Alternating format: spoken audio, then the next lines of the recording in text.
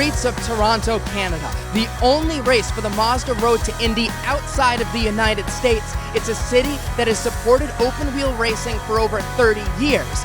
But with 3 decades of history, the drivers from USF 2000, Pro Mazda, and Indy Lights look to write their own history, and it all begins right now.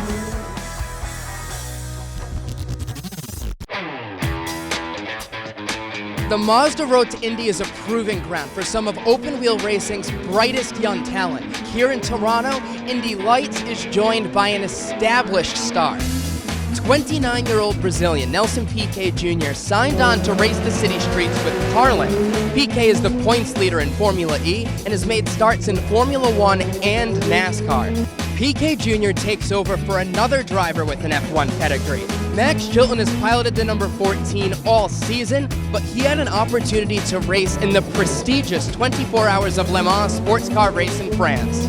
Toronto isn't that far away from the United States, but it's still a different culture, a different country. And even if it's only a short plane ride away, there's still no place like home for Road to Indy's Canadians. Being able to come back to Canada and race in my home country is awesome. I mean, the Canadian fans are super supportive. Just having the Canadian flag on my belt and on the side of the car, people recognize that right away, they get excited, and I get a lot of support. I'm in Stouffville, Ontario, which is just half an hour north of where we are now at the exhibition center. So this is really a hometown race for me. A bunch of my buddies are coming out and some friends from high school, but I'll be fine. It's not much pressure. It's an awesome feeling. You know, we have 8 events that we do all year, and it's the only one in Canada. It's an extreme opportunity, and the fans here are great. Toronto, I love Toronto. I may be a 3.5-hour flight away, but I definitely feel home here. Hey guys, I'm here in Toronto with Victor Franzoni, and beautiful streets here of Toronto with the big skyline right behind us. And Victor, you've raced here in USF 2000 and Pro Mazda. What's the difference? With the Pro Mazda, everything's so fast, it's so tight because you're arriving much faster in the corners. So I'm enjoying a lot the Pro Mazda, and it's great here in Toronto. Toronto is a difficult track. We have some bumps, so it's difficult to manage and drive the Pro Mazda, but it's a great feeling. So, but overall, now you've done a few races in the Pro Mazda. What do you think of the transition so far?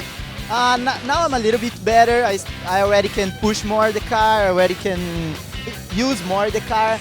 Talk to me about Toronto. What's so difficult about this track, and what's your favorite part of it? The favorite part for me is the turn 3. It's a place that we can pass a lot there, and I think the most difficult thing here is the bumps. That's it from Toronto. We're going to take a hike, go grab some dinner. You be paying attention now. Schmidt Peterson Motorsports is one of the most successful teams in Indy Lights. Winners of 7 of the last 13 Indy Light championships, including 4 in a row from 2010 to 2013. We talked to Sam Schmidt, team founder who has helped launch careers for drivers such as Joseph Newgarden, Tristan Vautier, and many others. So, you're surrounded by cars. Who is responsible for this? Ironically, 5 years old, dirt bikes, Southern California. My father got me started. He was racing off-road in Mexico and Nevada, California, and we just started that way. Now, what do you think it was driving you back then? Indy 500 was really always the goal. That sent me down the path then in 1997 of Indy Racing League as opposed to, Champ Car. Then the transition goes back to you being a team owner, and you've seen all these young talents coming in and out, and it makes you kind of the father of the racing. How's that feel every day?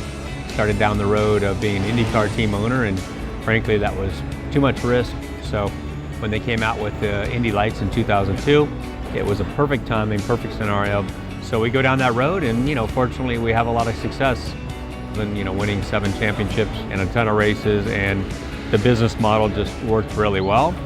And right or wrong, we decided in 2011 to get into IndyCar. But we didn't want to leave the series when we went IndyCar racing, so we believe in it. We believe it's an important step in the ladder. The speed, the horsepower, the technology, Indy Lights has to be there. What do you think is the secret recipe to win 7 championships? Secret sauce, so to speak, is like any company out there, only it's magnified here, and it's the people, One thing's been consistent for the last 6, 7, 8 years is a core group of mechanics and engineers and people that turn the wrenches. Now back to this year. Of course, everybody wants to win, but what are your dreams for this season? I think it's an interesting year because in past seasons, 2011, 12, you know, we've had guys that are at a different point in their career where all of them expect to win every race and expect to win the championship. And in fact, we had 2 years where all 4 cars won races. This year was a little bit more unique because we've got a couple of young guns in R.C. Anderson and Ethan Ringgold, 17, 18 years old, and it's kind of an interesting educational situation, and I think it's working, you know, quite well. The chemistry, everybody working together for the new car too. That's been a good experience.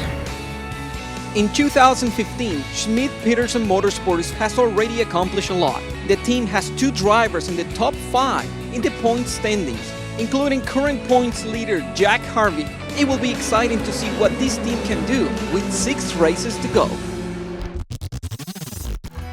Before the weekend here in Toronto got started, we had a chance to catch up with Kyle Kaiser here at the Gossip Restaurant just on the outside of turn number 3 here in Toronto, and we decided we'd give a little look into Kyle Kaiser, let you see what this young Indy Lights driver is all about. And Kyle, great to have you here with us. Great to be here. Mazda rode to Indy a couple years. You did some years in Pro Mazda, but it's a big year for you here in Indy Lights. You've been having an up and down season, some great races. A couple times you've had some trouble, but talk about the season a little bit so far.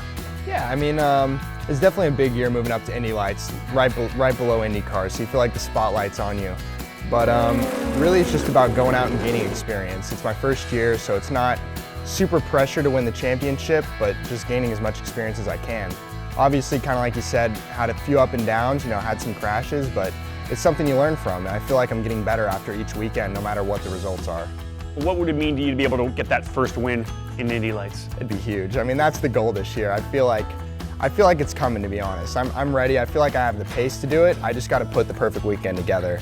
Now, is there a track, if we look at the schedule, is there a track you go, you know what, maybe Mid-Ohio or maybe Milwaukee, or is there a track that you look at, or is it Laguna Seca? Is it Mazda Raceway? It's got to be Mazda Raceway. I mean, I love the track. I did my first pro debut with Star Mazda at Laguna, so everything's pointing towards Laguna. Yeah, so everything lines up pretty perfectly for that, doesn't it? No, I'm hoping to get it before then, to be honest, because I don't want to do it the last weekend. True.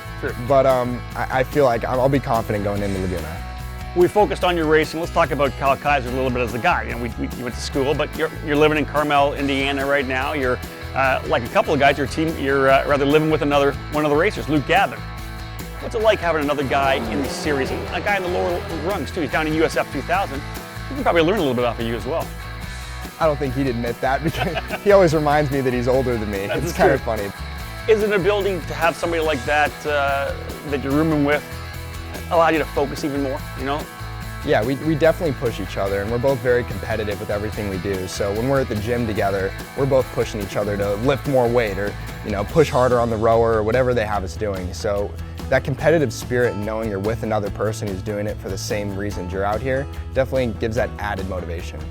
And one thing I want to ask as well, you got 2 guys living together. What's the food situation? What's in the fridge?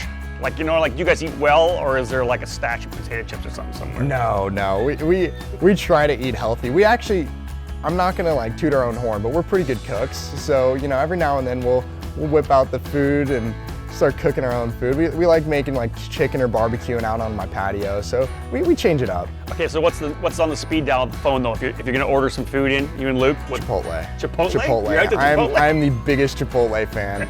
You will not find any. I eat Chipotle probably every day, to be honest. Seriously? Yeah, after Pit Fit, every day, Chipotle. Nothing wrong, it's good for you. Yeah, it's the way I order it, I try to make it healthy, but it's awesome. A lot of great personalities here in the Mazda Road to Indy, and of course we like getting a chance to sit down and talk to them. Thanks to Kyle Kaiser, and of course, thanks to Gossip Restaurant as well. Time to dig in. USF 2000 took to the streets of Toronto with Jake Edson and Nico Gemin starting on the front row for race 1. Edson got the jump on Nico and ran away with it. He was untouchable in the 30-minute race. The podium for race 1, Jake Edson, Nico Gemin, and Anthony Martin.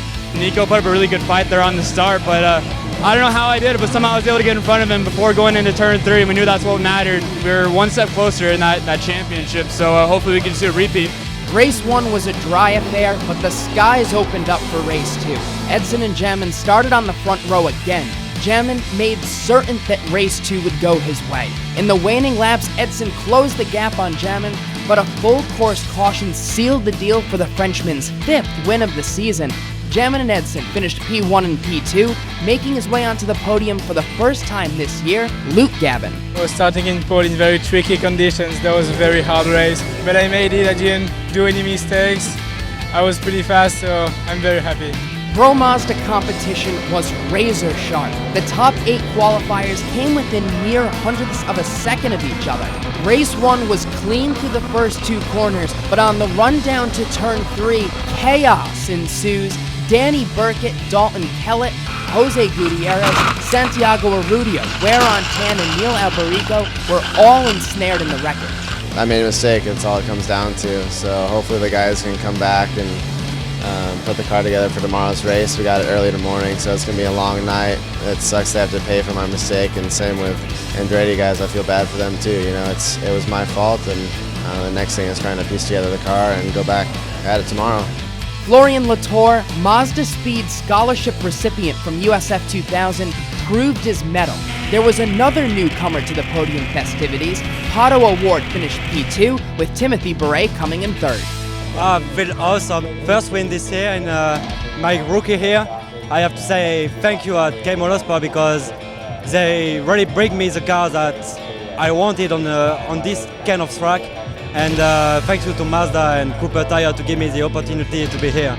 Just like in USF 2000, the Cooper Rain tires had to hit the track for race 2. Florian Latour looked like the man to beat again, but after an early safety car period, Latour spun on the restart. He had to bring the car back to the pit lane for repairs. Countryman Garrett Grist assumed the race lead and never looked back. In his home and native land, Grist captured the checkered flag at Toronto, followed by Weron Tan and Pato Award. It means a lot to win at home. You know, we don't get many chances to race in Canada. This is our only one, so it's really great to be able to win at home in front of my fans and my friends and family. Indy Lights kept the momentum going. All eyes in race 1 were on the breathtaking battle for the lead. Nelson Piquet Jr. led the opening laps, but R.C. Enerson stayed glued to his tail. But as Enerson darted to pass, he made contact with the rear of Piquet's car, and the 18-year-old driver became a passenger. Enerson flew through the air, but thankfully he was uninjured. Spencer Pigot watched the accident unfold from a safe distance and took over the top spot. He held on for the win, his first since Barber. Jack Harvey and Felix Sorales joined Pigot on the podium, but after a post-race tech violation, Kyle Kaiser was awarded 3rd place, with Sorales bumped back to 11th. Me and Jack have been fighting all year on track, and he's one of the best guys to race with. Super aggressive, but he still gave me room when I passed him, and I really enjoy racing with him. And yeah, it was getting close, and I knew if he got a chance, he would try to pass me. So luckily, we held him off. The drivers hopped back into the IL-15 on Sunday, but they probably could have used a boat too. Racing in the wet, many drivers found themselves facing in the wrong direction. 2 drivers stood above the rest. Spencer Pigot and Jack Harvey never put a foot wrong all day and finished 1-2 for the 2nd day in a row. Ed Jones rebounded from a spin early on to finish 3rd and keep his championship hopes afloat. Cooper Tires are doing a great job giving us as much grip as possible, but still, there's so many different concrete changes and asphalt patches and curbing, and it's just you have to be so patient. Any time you touch the throttle, you're almost spinning. I think we saw that quite a few times. So the key was just being patient, and yeah, it's just good to stay off all the walls. Wet surface and tricky conditions, but we put in of this Toronto Grand Prix. But we still had a great time in a great city, plenty of awesome racing in all 3 Mazda Road to Indy series. Now we're off to the Milwaukee Mile, and one of the coolest things about going there is that it's actually the oldest operating motor speedway in the world. They've been racing in West Dallas since 1903. USF 2000 from Mazda, they take that weekend off, and Indy Lights will be racing there. Well, we're going to have to go along with them. And we'd better get going right now. Yeah, we gotta go.